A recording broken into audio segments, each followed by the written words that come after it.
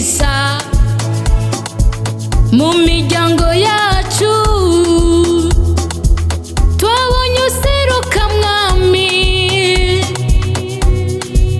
twaragwaye tugwaza n'abacu, tuba mu bihe bitari byoroshe ariko turi bazima kubw'umwami wacu Yesu Kristo.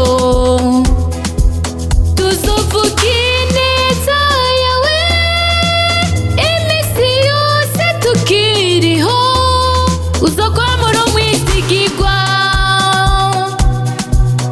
ibihe byose. Dushimire Imana mu byo yadukoreye uyu mwaka wose, birahebuje.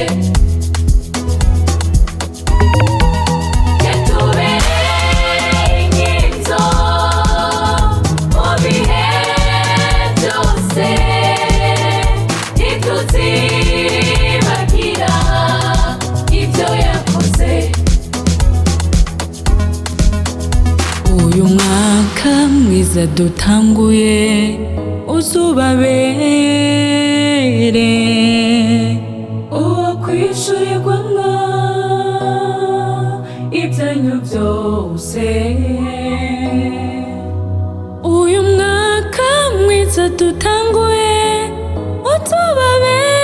utubabere uwo kwishurirwamo